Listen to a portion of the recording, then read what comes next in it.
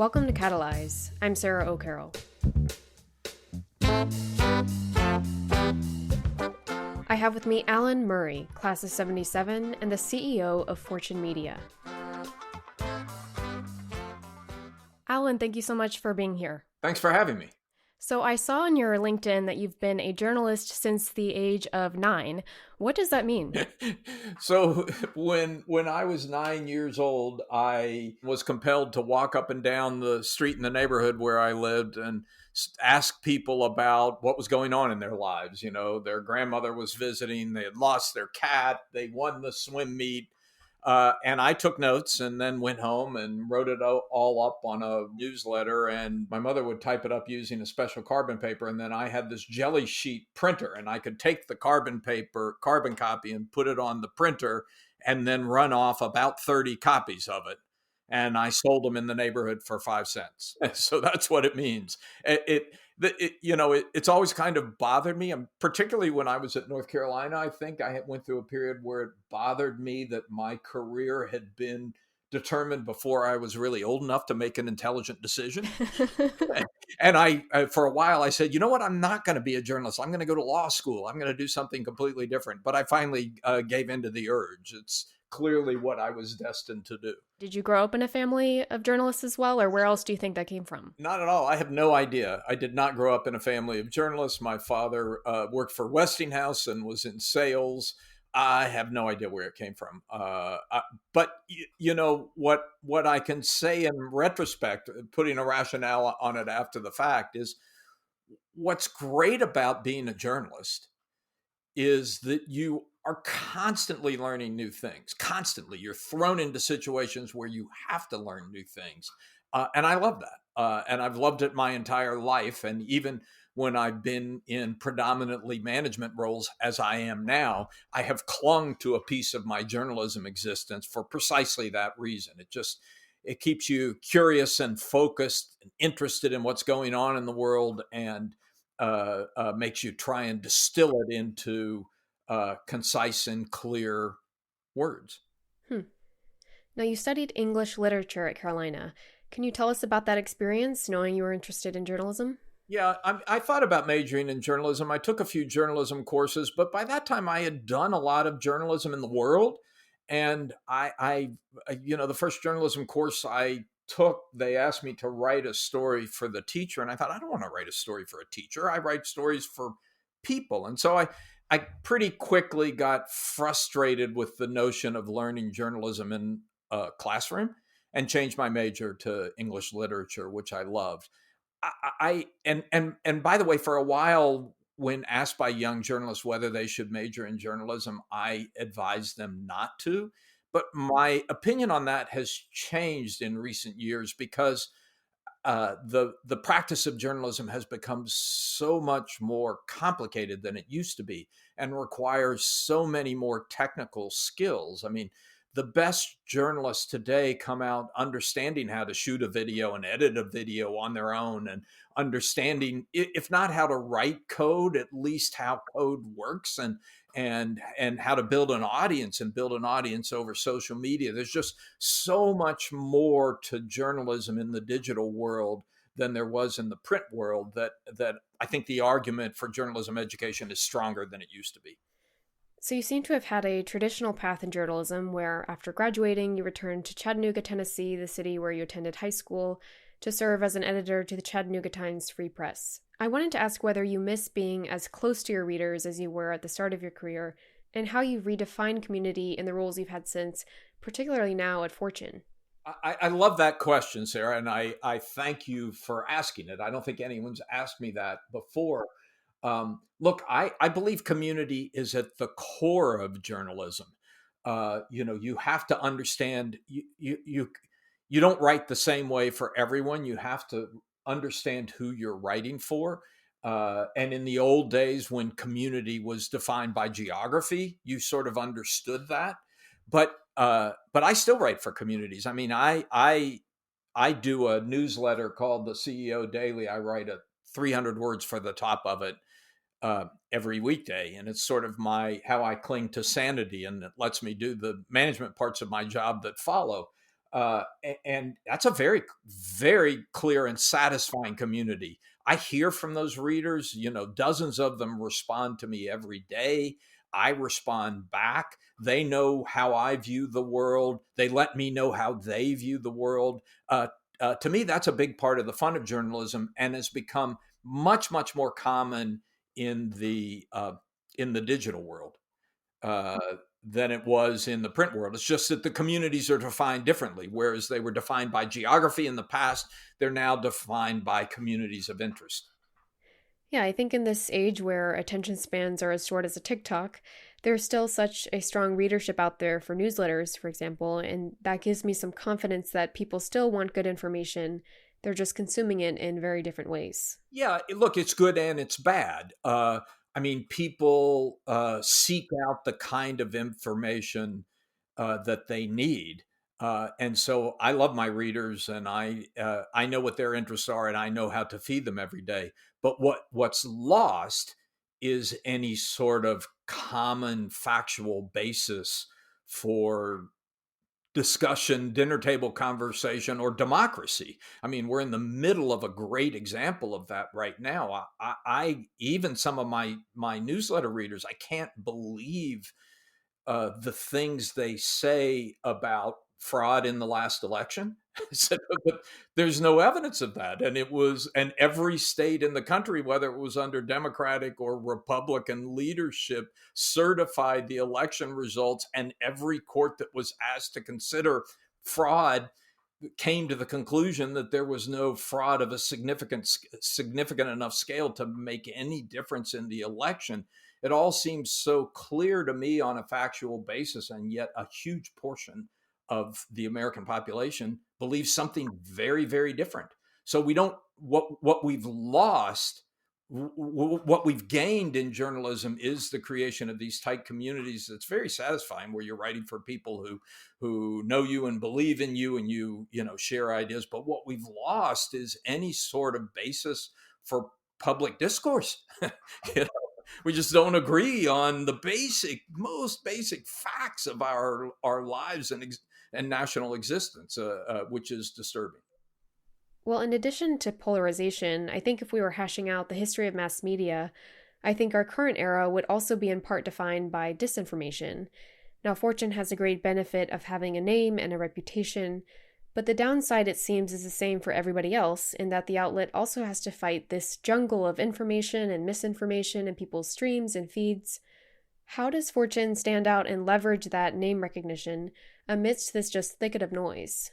Yeah, it's a great and complicated question, and I do think the world has changed so much. I mean, when I graduated from North Carolina and first started to work at what was then the Chattanooga Times, um, the national news in particular was really came from a pretty small number of people. I mean, there was the Associated Press, there was the United Press, there were a handful of big newspapers that had sizable Washington bureaus, and there were the three networks. It was a pretty common source of information that everybody was reading wherever they were.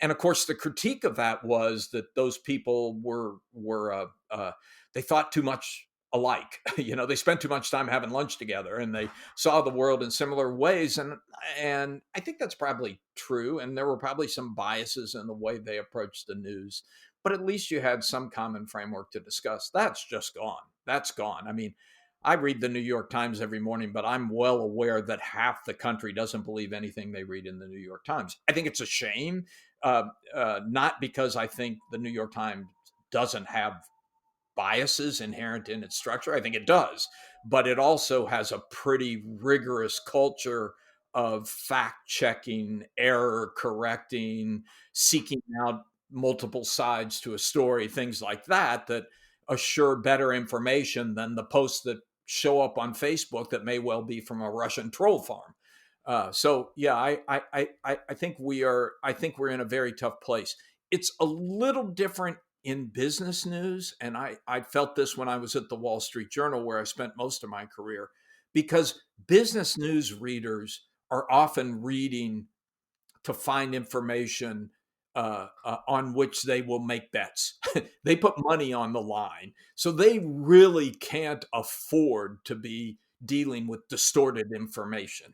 They have to have good information because they're putting their money on it. And so I think that's kept the business press a little more on the straight and narrow than the general press, but it's affected all of us. We'll be right back. Stay with us.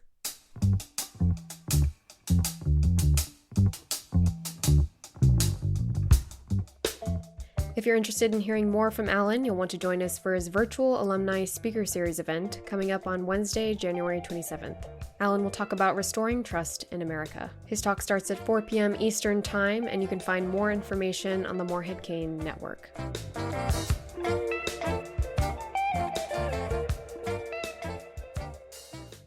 Now, you mentioned your time at the Wall Street Journal, where you worked for almost 2 decades. Did you know Neil Buddy? Yeah, of course. I knew Neil very well. Why, is he a friend? Well, my father was a reporter at the time and used to bump into him a lot at conferences in the 90s, so I thought there might have been some crossover for when you were at WSJ. Yeah. No, good guy. So as you know, Neil was a pioneer for digital-first news, and he was right, but going digital is in part how content turned into a commodity where people aren't all that willing to pay for it. And yet the Wall Street Journal was among the first to take the counter view that the information they have is valuable, it should be protected, and it should have a cost. I wanted to ask what that conversation looks like at Fortune and how you decide what to charge and what should be free and what premium subscriptions or tiers of memberships should look like. Yeah. No, the Wall Street Journal as a business over the last 20, 30 years has made plenty of bad decisions, but it made one really good decision. And that was made by the chairman, Peter Kahn, who said, we're not going to give our content away for free, period. Really the only major news publication that did that. And it was the right thing. And now everybody else has spent the last 5 years scrambling to catch up. Look, the harsh reality is that the advertising model that worked for community newspapers when I started my career doesn't work for digital journalism. I mean, there are sites that make money, but by and large, they tend to do it mostly by relying on aggregated content, stuff that has showed up someplace else that they rewrite, or they do it by user-generated content, stuff that's given to them. That's the Facebook model, obviously, given to them for free by somebody who's participating on the platform. But deeply reported journalism in a digital world, it's just very hard to support with advertising because the advertising is all going to Facebook and Google and increasingly Amazon and Apple. There's just not enough money left over to support good journalism. So I think it's maybe unfortunate, but inevitable that news organizations have to turn to the subscription model. I agree with the way you described it, which is it's tough. It's been very tough for Fortune. We launched our paywall about a year ago, and it's been a tough struggle getting people to pay for something that has been free to them for so long. But it's a struggle that you have to do because you can't produce good journalism otherwise. Now, it seems like your position seems to demand a focus on growing and nourishing a whole host of different revenue streams. Right. Is that something that occupies your work life to a large extent, and thinking about how to monetize what Fortune brings to the table through conferences or other sorts of programming? Yeah, absolutely. I mean, Fortune, we spun out we've had a complicated ownership history over the last 4 years. We were part of Time Inc., which was 24 different magazines. Time Inc. was sold to Meredith, which also published magazines. And then Meredith made the decision to sell Time, Fortune, Money, Sports Illustrated. When we were at Time Inc., we were unique among the 24 magazines in that we had developed this really nice separate revenue stream in our conference business, executive conference business. And by last year, we were getting more than a third, close to 40% of our revenue from executive conferences. And that gave us a cushion that a lot of other magazines didn't have. The 23 other Time Inc. magazines were still getting, at the time I left a couple of years ago, we're still getting 70% of their revenue from print. and that's just not a sustainable situation. Print was declining, print revenues were declining steadily every year. So we had this nice conference business, and then what we've been doing since we gained our independence, we were bought by a Thai businessman 2 years ago. What we've been doing since we gained our independence is looking for other revenue streams. I mean, the most exciting thing we've done recently is to launch Fortune Connect, which grew out of our conference business and is a platform for training the next generation of business leaders, which I'm really excited about. Hope we have some time to talk about it.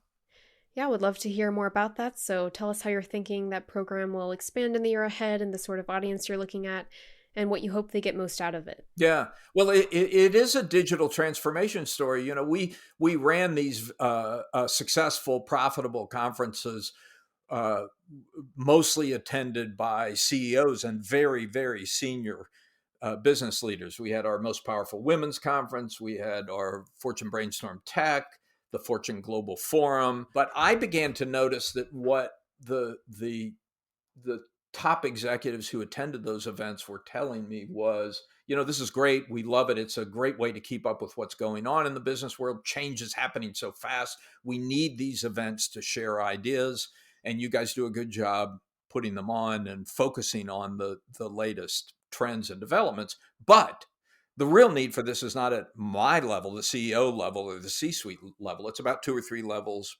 below that.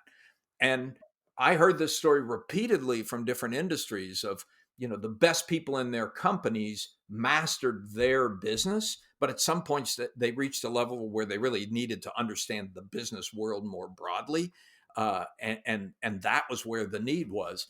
And the design problem for us is, well, great, but that's thousands and thousands of people, and they're not going to pay the kind of money that our CEOs pay to come to an event at the Ritz-Carlton Laguna Niguel overlooking the Pacific Ocean with lots of fabulous food in the process. And so how do we scale this conference business so that we can serve that larger audience?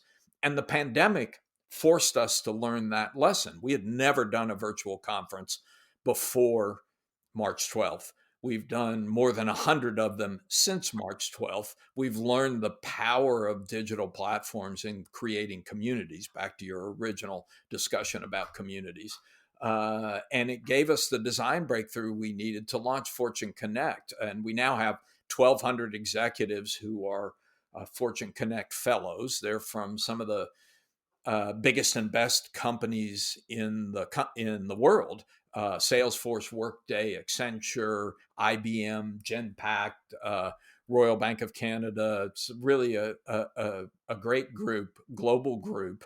And we basically told them, give us the people who you think have a shot of being in your C-suite 10 or 15 years down the road, and we will begin to introduce them to the principles of modern business, you know, how technology is going to change their business, the value of purpose-driven leadership, the rise of stakeholder capitalism, which, you know, forces them to look not just at their shareholders, but at a broader group of stakeholders. And it's been really exciting, and it's growing very rapidly. And we think it's going to be a big, big part of the future of Fortune. Well, very exciting to hear. Also, in speaking of just the changes the pandemic has resulted in, I wanted to ask, you used to commute from Greenwich, Connecticut to Manhattan. Do you miss the commute? No, no, not at all. Look. Uh, Offices create culture.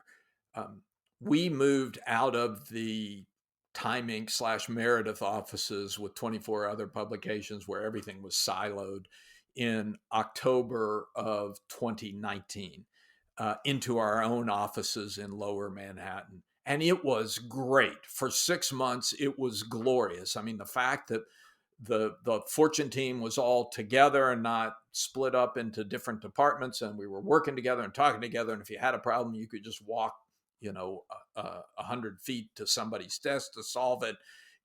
It was palpable, the positive impact that had. Again, getting back to your point about community, and while we've done fine during the pandemic with everybody going home and working from home, you can still get all your work done. There's nothing that absolutely requires you to be in the office, I think we've lost some of that social cohesion. So what I'm looking forward to when the pandemic ends is figuring out how do we do enough together to create the social cohesion without requiring people, myself included, to endure a commute 5 days a week. So you've shared your personal experience and how Fortune has handled the transition, but can we extrapolate that to other aspects of the business world? Just like a lot of other facets of life, the American workplace has been restructured pretty dramatically. So when all of this is said and done, what does that environment look like? Yeah, I mean, the sad thing is it's leading to a very bifurcated society where roughly half of the population works in jobs where they don't have a choice. They can't work from home. They have to show up to do their construction job or the waitress job or the teaching job and the other half of society works in jobs that they can do perfectly fine from home. And unfortunately, that exacerbates some fault lines that were already existing between the very well-educated and the less well-educated. Some fault lines along race and even along gender. I mean, more of the service, particularly when you look at healthcare or banking, a lot of those service jobs are more likely to be women than men. And so I think we're having a very kind of strange two-pronged recovery that's going to require some serious attention, both from business and from public policymakers. Like, how do we not let this bifurcation between those of us who can spend a lot more time at home, commute less often, and do just fine, and those who can't? And as we think about the future, what is one inane cliche you have to hear over and over again in business journalism that you just hope that we leave and just sort of cancel from 2020? You know, the cliche I'm hearing that I think is absolutely right is from business people saying we've done in 6 months or 3 months what we would have done in 6 years or 3 years. It's been an amazing accelerant. But let's see, the cliche I'd like to be done with. Well, we've spent 20 years talking about the death of distance. I think we've finally seen the death of distance. It's not all great. And there's no question in my mind that humans are social animals. And as soon as the pandemic lifts, we may not go all the way back to where we were in 2019, but we're going to go a good part of the way back. Well, Alan, thank you so much again for your time, and we look forward to your talk later this month. No, it's great, Sarah. Really nice talking to you. Thank you for listening to Catalyze. I'm Sarah O'Carroll, and that was Alan Murray of Fortune Media. Make sure to check out his live event next week, as well as the full slate of 7 speakers and other online events this spring on the MCN. You can let us know what you thought of the episode by finding us on Twitter or Instagram at Morehead-Cain, or by emailing us at communications@moreheadcain.org.